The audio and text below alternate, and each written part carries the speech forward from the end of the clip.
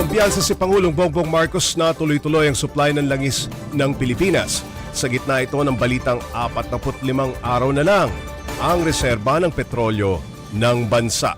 Wala rin daw dahilan para magpanik matapos siyang magdeklara ng State of National Energy Emergency. Para bigyan ng mukha ang balita, live mula sa Malacanang si Mobile Journal Julie Baiza. Julie, anong update dyan? Ops J, tiwala nga si Pangulong Bongbong Marcos na sapat ang supply ng langis ng bansa kahit tumigit man yan sa 45 araw. Sa ngayon, meron pa raw imbak na langis ang bansa na sapat hanggang 45 days. Kumpiyansa ang Pangulo na magkakaroon ng daloy o flow ng petroleum products kahit na matapos ito. Pakinggan natin ang pahayag ni PBBM. Although we cannot be assured right now of the supply, we can be sure that at least for 45 days we will be all right. I think that we can be fairly confident.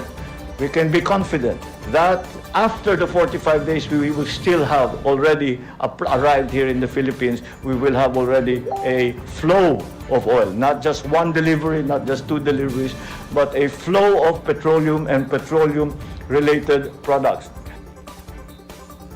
Patuloy din daw na naghahanap ang pamahalaan ng mga bagong sources o mapagkukunan ng langis. Yung mga umiiral na kontrata rin sa ngayon ng pag-aangkat ng langis, tinitiyak din nila na natutupad. Sabi pa ng Pangulo, bago matapos ang araw, lalagdaan niya ang panukalang nagbibigay sa kanya ng emergency powers para bawasan o suspindihin ang excise tax sa langis. Pero titingnan pa raw kung kailan ang pinakamagandang oras para gamitin ang kapangyarihang ito. Mayroon daw kasing mga kondisyon na inilatag o nakapaloob doon sa batas.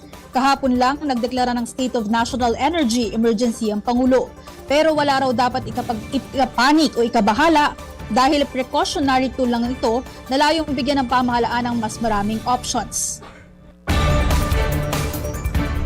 Pops J, sa kabuuan, inilatag ng Pangulo yung mga ginagawang interventions ng pamahalaan o tulong.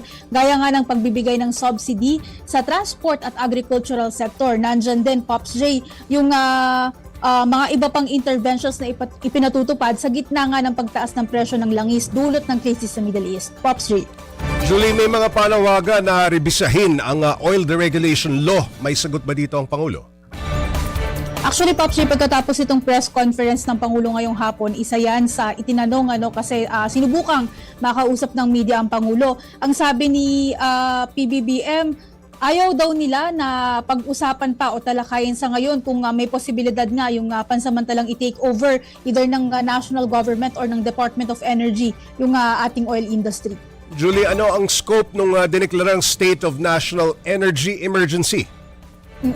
Pops J, ang sakop nitong State of National Energy Emergency o yung EO110 nga ay iniuutos dyan una yung pagbuo ng Uplift Committee o yung Unified Package for Livelihoods, Industry, Food and Transport.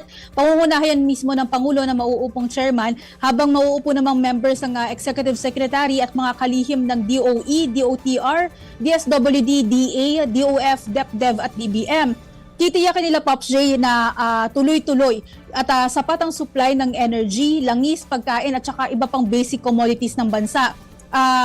Itatalaga naman sa concerned government agencies yung tuloy-tuloy pa rin na pamamahagi ng subsidy at pagpapalawak dun sa ibang mga proyekto at cash assistance. Maging yung pagpapalawak din ng programa gaya ng libreng sakay at yung pagbabawas sa toll fees.